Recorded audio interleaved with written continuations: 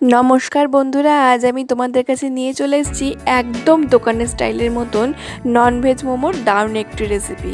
যারা মোমো খেতে ভালোবাসো আমার মতন তারা কিন্তু রোজকার বাইরে যেতে পারো না, সেই সমস্যার সমাধানের জন্যই আজ তোমাদের কাছে দারুণ সহজ একটি মোমোর রেসিপি নিয়ে চলে এসেছি। এর জন্যই আমি প্রথমে 2 বাটি মতন রুল ময়দা নিয়েছি আর সেটাকে ভালো করে রুটির মতন করে ঠেসে ঠেসে ভালো করে মেখে নেব। মাখা হয়ে গেলে আমি এটাকে সাইডে মিনিমাম 20 থেকে 25 মিনিট মতন রেখে দেব। এরপরেই আমি যেখানে 4 থেকে 5 টুকরো মাংসকে নিয়ে আমরা মিক্সির মধ্যে দিয়ে নিয়ে একদম কিমা করে নেব এবং ওই মাংসের মধ্যে একে একে অ্যাড করব পেঁয়াজ কুচি, গাজর কুচি আর 1 চামচ আদা বাটা, 1 চামচ রসুন বাটা আর 1 চামচ কাঁচা লঙ্কা বাটা। এখানে কিন্তু তোমরা চাইলে কাঁচা লঙ্কা বাটাটাকে অ্যাভয়েড করতে পারো, কারণ কি মোমোর মধ্যে গোলমরিচ গুঁড়ো যায়, তাই ঝালটা একটু কম যারা খাও তারা কিন্তু লঙ্কা বাটাটাকে অ্যাভয়েড করতে পারো। এরপরেই পরিমাণ মতন লবণ, গোলমরিচ গুঁড়ো আর সামান্য একটু সাদা তেল দিয়ে আমরা মোমোর যে পুরটা সেটাকে ভালো করে মিক্স করে নেব। সমস্ত রকম উপকরণগুলি ভালো করে মিক্স করে যখন পুরটা রেডি হয়ে যাবে এরপর আমরা পরের স্টেপ করা স্টার্ট করব। আমরা যেই ময়দাটাকে মেখে রেখেছিলাম সেটাকে লাচির মতন করে নিয়ে ছোট্ট ছোট্ট করে লুচির মতন করে কাট করে নেব। তোমরা চাইলে কিন্তু রুটির মতন করে বড় করে বেলে নিয়ে তারপরে যে কোনো ধারালো বাটি বা যে কোনো কোটোর ঢাকনা দিয়ে ছোট্ট ছোট্ট করে গোল গোল করে কেটে নিতে পারো, ওতে কিন্তু অনেক সুবিধা হয়। আমি এখানে ছোট্ট ছোট্ট করে লুচির মতন করে কেটে নিয়েছি আর এগুলোকে আমরা ছোট্ট ছোট্ট করে বেলে নেব, তারপরে এর মধ্যে পুর ভরবো। লাচিগুলোকে কেটে নিয়ে উপর থেকে সামান্য একটু তেল দিয়েছি যাতে বেলতে আমাদের অসুবিধা না হয় আর লেগে না যায়। এরপরে একটা একটা করে লাচি নিয়ে আমরা ভালো করে লুচির মতন করে ছোট্ট ছোট্ট করে বেলে এক সাইডে রেখে দেব। তো দেখো ভালো করে বেলে আমি সাইডে রেখে দিচ্ছি। এরপরে আমরা ভরবো পুর।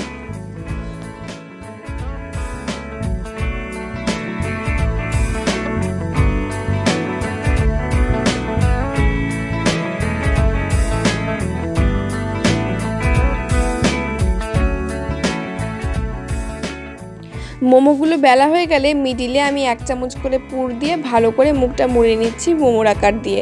এইভাবেই প্রত্যেকটা কিন্তু ভালো করে মোমোর শেপ দিয়ে আমি এখানে রেখে দেবো।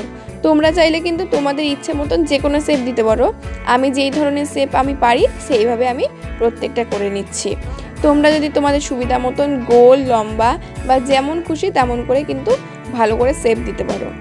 আমার প্রত্যেকটা মোমোর কিন্তু আকার দেওয়া হয়ে গেলে আমি এখানে একটা রাইস কুকার নিয়েছি, যেখানে আমি তলে আগে থেকেই জলটা গরম করতে দিয়েছিলাম আর উপরে একটুখানা তেল বুলিয়ে নিয়েছি যাতে মোমোগুলো লেগে না যায়।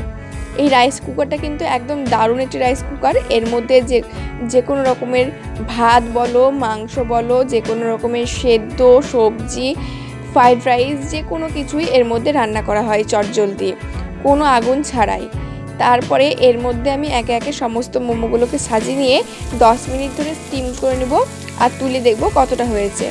যখন অর্ধেক মতন সেদ্ধ হয়ে আসবে তারপরে আবার ঢেকে দিয়ে 15 থেকে 20 মিনিট মতন স্টিম দিয়ে নিলে কিন্তু রেডি হয়ে যাবে একদম গরম গরম দোকানের মতন ননভেজ এই মোমোর রেসিপিটা।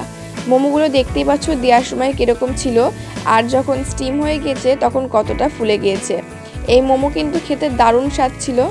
আর এই মোমোর সাথে কিন্তু যখন এর চাটনি বা সস হয়ে যায় তখন কিন্তু এই মোমোর স্বাদ আরও দ্বিগুণ হয়ে যায়। এটা কিন্তু আমার পুরোটাই বাড়িতে বানানো। নেক্সট ভিডিওতে তোমাদের কাছে আমি এই সসের রেসিপিটাও দিয়ে দেব। দেখো মোমোটা কত জুসি হয়েছে। আর এই ভিডিওটা ভালো লাগলে অবশ্যই একটা লাইক করে দিবে আর এই ভিডিওটা সবার কাছে শেয়ার করে দিবে। আর পরবর্তী আরও ভালো ভালো রান্নার রেসিপি পেতে অবশ্যই আমাকে সাবস্ক্রাইব করে বেল আইকনে ক্লিক করে রাখবে যাতে পরবর্তী ভিডিওগুলো তোমরা খুব তাড়াতাড়ি পেয়ে যাও।